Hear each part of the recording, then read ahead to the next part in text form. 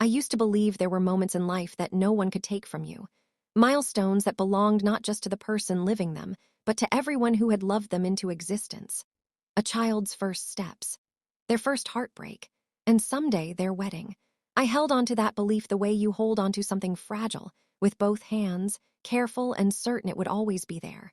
My son's wedding was supposed to be one of those moments. For months, maybe even years if I'm being honest, I had been quietly preparing for it. Not in obvious ways, no grand announcements, no overbearing interference, but in small, deeply personal rituals. I would pause when I saw elegant fabrics in shop windows, imagining which color would suit me best when I stood proudly beside him. I would linger on wedding videos online longer than necessary, picturing his smile, wondering if he would cry, wondering if I would. It wasn't just about the ceremony. It was about meaning, about proof that the years I had spent raising him, late nights, sacrifices, choices no one ever applauded, had led to something whole, something beautiful. And for a long time, it felt like we were moving toward that moment together. When he first told me about her, his voice carried a softness I hadn't heard before. Careful, almost protective. I remember smiling before I even knew her name. Because in that moment, I wasn't just hearing about a woman. I was hearing that my son had found someone he wanted to build a life with. I welcomed her in my heart before I ever met her. When we finally did meet, she was polite. Warm, even. She called me Mom a little too quickly, but I chose to see it as affection rather than discomfort. She smiled often, but her smiles never quite lingered. At the time, I told myself I was imagining things. After all, not everyone expresses warmth the same way. Back then, I chose trust over doubt. That's the thing about love. It makes you generous with your interpretations. As their relationship grew, so did the conversations about the future. Casual at first, hypothetical. Then gradually more certain. Maybe next year. We've been thinking about a small ceremony. We don't want anything too big. Each sentence was like a thread, weaving me into their plans. I didn't push. I didn't demand details. I simply listened, offered support, and quietly began building my own expectations around the edges of what they shared. Hope, I learned, doesn't always arrive loudly. Sometimes it builds itself quietly in the background of your life, until one day you realize it has taken up space in your heart. I started making mental lists. Who I would invite. What gift I would give them that would carry meaning, not just value. I even opened an old wooden box I hadn't touched in years, the one where I had kept family heirlooms, and began considering what might be passed down. It felt right. Natural, because this wasn't just their wedding. It was our story reaching a new chapter. At least that's what I believed. Looking back now, I can see the first cracks. But at the time, they didn't look like cracks. They looked like normal life, missed calls. That was the first thing. Small, almost invisible. My son had always been busy, so when he started missing my calls more often, I didn't think much of it. People grow up. They build lives, they get distracted. But then it became something else, messages that went unanswered for days. Conversations that felt rushed as if he was always about to hang up. And when we did talk, something had shifted, not dramatically. Not enough to alarm anyone on the outside, but enough for me to feel it. There was a distance in his voice, a carefulness. Like he was choosing his words more deliberately than before. Connection had turned into something quieter, something thinner, and then there was her. She was still polite, always polite. But the warmth I had once convinced myself was there now felt rehearsed. When I asked about wedding plans, her answers were vague. We're still figuring things out. It's not finalized yet. Let you know. Simple answers, reasonable answers, but something about them felt closed. Like doors being gently shut without making a sound, I ignored it. Of course I did. Because the alternative, that I was being kept at a distance on purpose, was too painful to consider. So I chose trust again, even when it started to feel like I was the only one holding on to it. There were moments, small, fleeting ones, when unease crept in. I remember one evening in particular. I had called him to ask about a date they had mentioned before, something about a venue they were considering. Oh, that. He said, "We're not sure anymore." His tone was casual, too casual. And the guest list? I asked, trying to keep my voice light. We're keeping it small. That word, small, lingered longer than it should have. Small could mean intimate, or it could mean exclusive. At the time, I told myself it meant intimate, because trust is easier than doubt. But doubt has a way of waiting patiently. It doesn't need to be loud. It just needs time. The more I thought about it, the more little things began to surface. Times when decisions had been made without me. Conversations I had only heard about after the fact. Moments I had brushed aside before now began to rearrange themselves into a pattern. Not exclusion by accident, exclusion by design. Even then, I didn't fully allow myself to believe it, because believing it would mean questioning everything I thought I knew about my place in my son's life. And that was a question I wasn't ready to ask, so I stayed where it was safe, in hope, until the day hope broke. It happened in the most ordinary way. That's what makes it unforgettable. There was no dramatic lead-up, no warning, just a simple conversation on a normal day. I had called to check in the way I always did. The weather was mentioned, work was mentioned. Small talk filled the space between us like it always had, and then casually, almost absent-mindedly, I asked, "So, have you set the wedding date yet?" There was a pause, not long, just long enough, and then her voice came through, calm and steady. "We married yesterday." Just like that, no hesitation, no softness, no attempt to cushion the words. For a moment I thought I had misheard. I even laughed, a small, confused sound. "Had a small ceremony," she said. It was easier that way. Easier, that word didn't just land, it cut. Because in that moment I understood something I hadn't been willing to see before. I hadn't been forgotten. I had been excluded, on purpose. The room around me felt suddenly unfamiliar, as if the walls had shifted while I wasn't looking. You got married?" I asked again, slower this time, as if saying the words differently might change their meaning. No apology, no explanation, just a fact. My son didn't speak. That silence was louder than anything she had said, because it wasn't just her decision. It was his too. And that realization that he had stood there said his vows. Started a new life without me was something I wasn't prepared for, not as a parent, not as someone who had given so much of themselves to him. I don't remember how the call ended. I only remember sitting there afterward, holding my phone, waiting for the world to make sense again. It didn't. Instead, questions came, relentless. Unforgiving. Why was I invited? Did they think I would ruin it? Was I not important enough? Or worse, was I unwanted? I tried to find a reason that would make it hurt less. Maybe it was rushed. Maybe there was an emergency. Maybe there was something I didn't know. But every explanation I came up with collapsed under one undeniable truth. They hadn't told me, not before, not during. Not even immediately after I had to ask. And even then, the answer was given without care. That was the part that hurt the most, not just the exclusion, but the indifference. I called my son again later. This time, he answered. His voice was different. Tighter. That one word carried everything he wasn't saying. I asked. It came out quieter than I expected. Not angry, not accusing, just broken. "It just happened fast," he said, fast, another word that didn't fit. Weddings don't just happen. They are planned, chosen, decided. "You couldn't tell me." There was a pause. I didn't know how. That answer, simple, almost helpless, should have softened me. Instead, it did the opposite, because not knowing how to tell someone is not the same as choosing not to.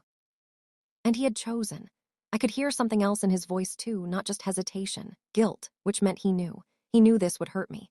And he did it anyway. After that call, I didn't cry, not immediately. Instead, I sat in a kind of silence that felt heavier than any noise, because something inside me had shifted. Trust had been replaced with something colder, awareness. And once you see something clearly, you can't unsee it. I started looking, really looking, at everything, old messages, conversations. And then, almost without thinking, I opened social media. I hadn't expected to find anything. But there it was, a photo, grainy, slightly out of focus, but unmistakable, my son standing beside her, dressed not casually but formally. And around them, people smiling, celebrating, witnessing, people who had been there, people who had known, people who had been invited, everyone except me. That's when the truth settled in completely. This wasn't a last-minute decision. This wasn't a rushed ceremony. This wasn't something they forgot to tell me. This was planned, carefully, deliberately. And I had been left out of it. Not because they had to, but because they chose to. That realization didn't just hurt. It changed something fundamental, because it forced me to confront a possibility I had avoided for too long. Maybe this wasn't just about the wedding. Maybe this was about something deeper, something that had been building quietly long before that day. And for the first time, I allowed myself to ask the question I had been afraid of. What else do I know? That question didn't bring comfort. It brought something else. Resolve. Because pain can do one of two things. It can break you, or it can wake you up. And in that moment, I realized I wasn't ready to stay in the dark anymore. Not about my son, not about his marriage, not about the truth they had hidden from me. If there was a reason, any reason, I was going to find it. Because this wasn't just about a wedding I missed. It was about a story I had been written out of, and I needed to know why. I didn't sleep that night. Not because I was crying, though the tears came eventually, but because my mind refused to rest inside a story that no longer made sense. Everything I thought I understood about my life, about my son, about the place I held in it, had been quietly rewritten without my knowledge. And now I was staring at the blank spaces, trying to fill them in with truth instead of assumptions. For the first time in a long time, I stopped waiting for answers to come to me. I started looking for them. At first, I told myself I would be careful. I didn't want to seem desperate. I didn't want to push too hard and risk pushing him further away, so I began quietly, a message here, a question there. Casual enough not to raise suspicion, direct enough to gather something real. I reached out to an old family friend who had always been close to us, someone who had known my son since he was a child. "Have you heard anything about the wedding?" I asked. There was a pause before the reply came. "I thought you knew." That sentence didn't just answer my question, it created 10 more. "What do you mean?" I typed back, my fingers suddenly unsteady. "I saw photos a few days ago. It looked small, but it looked planned." Planned, another confirmation of what I already feared. "Who was there?" The response came slower this time. "I don't know everyone, but some of her family, a few mutual friends. Not me, never me." Each conversation I had after that followed the same pattern. Fragments, half-truths, hesitation. Some people assumed I had chosen not to attend. Others avoided the topic altogether, as if speaking about it might expose something they weren't supposed to say. The more I asked, the clearer it became. This wasn't a secret to everyone, just to me. Confusion slowly began to sharpen into something else, clarity. And clarity, I realized, is not always comforting. Because once the truth starts to take shape, it demands that you see it fully, even when you don't want to. As the pieces came together, a new question began to form beneath all the others. Not just why it happened, but who made it happen. Because this didn't feel like my son, or maybe it did, and I just hadn't wanted to see it before. I began to look more closely at her role in all of this. The daughter-in-law who had entered my life with polite smiles and carefully chosen words. The one who always seemed just distant enough to remain unreadable. At first, I resisted the instinct to place blame. It felt too easy, too convenient. But then I remembered something, a conversation from months ago. We had been sitting together, just the two of us, while my son stepped out to take a call. It was one of the few times we were alone. "You're very close to him," she had said. Her tone had been neutral, but there was something beneath it. Something I hadn't fully understood at the time. I had replied, smiling. "We always have been." She nodded slowly. "That can be difficult," she said. I had laughed it off back then, assuming she meant the usual adjustments that come with relationships. Now that moment felt different. Now it felt like a warning I hadn't recognized. The more I thought about it, the more I began to see a pattern, not just in her behavior, but in his. He had always been strong in his own way. Independent, thoughtful, but also eager to keep peace. The kind of person who avoids conflict, even when it costs him something. And suddenly, a possibility emerged that I hadn't wanted to consider. What if this wasn't entirely his decision? What if it was easier for him to go along with something than to fight against it? That thought didn't excuse what he had done. But it complicated it, because now this wasn't just about betrayal. It was about pressure, influence, control. I needed to hear it from him, not in fragments, not in avoidance, but in truth, so I called him again. This time I didn't soften my voice. I didn't hide behind polite questions. "When were you going to tell me?" Silence, then a sigh. "I didn't know how," he said again. "That's not an answer," I replied. Another pause, longer this time. It got complicated. Everything seemed to be complicated now except the one thing that mattered, honesty. I asked, and finally something shifted, not in the situation, but in him. "She didn't think it would be a good idea," he said quietly. The words landed slowly but heavily. "She didn't think what would be a good idea. Telling everyone, making it a big thing. He still wasn't saying it. He still wasn't saying me." "You agreed with that." "I just didn't want any problems." It was not love, not conviction, avoidance. And suddenly the contrast became painfully clear. I had raised him to be honest, to face difficult situations with integrity. And now he had chosen the easier path, silence over truth, peace over honesty, her comfort over mine. But even that wasn't the whole story. Because as I listened to his voice, I could hear something else beneath it, fear, not of me, of something else. "Is there more?" I asked. Another silence, then, finally, "Yes." That single word changed everything, because it meant what I had suspected was true. There was something deeper, something hidden, and it wasn't just about keeping the wedding small. It was about keeping something else hidden. "What is it?" His breath caught slightly before he answered. "She needed to get married quickly." Needed. A word driven by urgency, not choice. "Why?" This time, he hesitated longer than before, long enough for me to feel the weight of what he was about to say. There are legal things with her situation, papers, her family. Wasn't a complete explanation, but it was enough to understand that the wedding had been rushed, enough to understand that it had been strategic, enough to understand that I had been excluded not because there wasn't time, but because involving me would have made things harder to control, harder to explain, harder to manage. In that moment, everything fell into place. The distance, the secrecy, the careful avoidance of details. It had never been about a small wedding. It had been about a controlled one, a contained one where questions wouldn't be asked, where complications wouldn't arise, where I wouldn't be there to disrupt the version of events they needed to maintain. And just like that, the story changed again, not from confusion to clarity, but from pain to something sharper, truth. When I finally saw them in person, it felt like stepping into a room where everything looked familiar, but nothing felt the same. They sat across from me, side by side, united, a team, and I realized for the first time that I was no longer part of that unit. What you did, I began, my voice steady despite everything inside me, wasn't just hurtful, it was intentional. She met my gaze without flinching. It was necessary, she said, necessary, another word that erased emotion and replaced it with justification. You didn't think I deserved to know. It would have complicated things, she replied. Everything to her was about control, minimizing risk, avoiding disruption. And I was disruption. My son didn't speak. He just sat there, caught between us, between loyalty and truth, between the person he had been and the choices he had made. You made a decision, I said, looking at him now. And you made it without me. His eyes dropped. I didn't want to hurt you. But you did. The words weren't angry, they were final, because the damage wasn't in question anymore, only what came next. And that was the moment everything shifted. Because I realized something I hadn't understood before. I had been fighting to hold onto something that no longer existed, the version of our relationship where I was included, where I was considered, where I mattered in the way I used to. That version was gone. And no amount of pain or pleading or questioning was going to bring it back, so I stopped.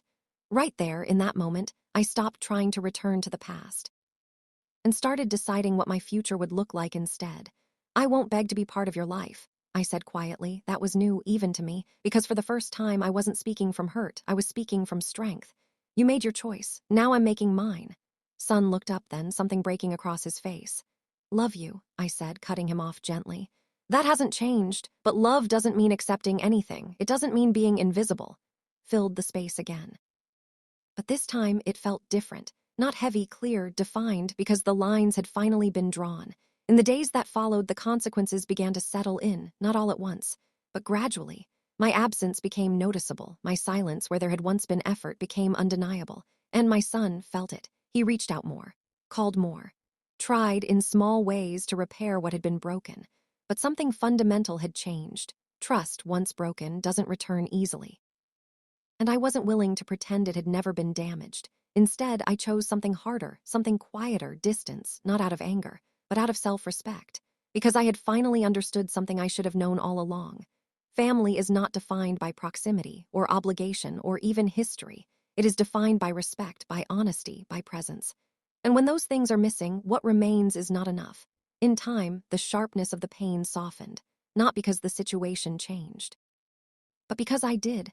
I stopped measuring my worth by my place in someone else's life and started recognizing it within myself.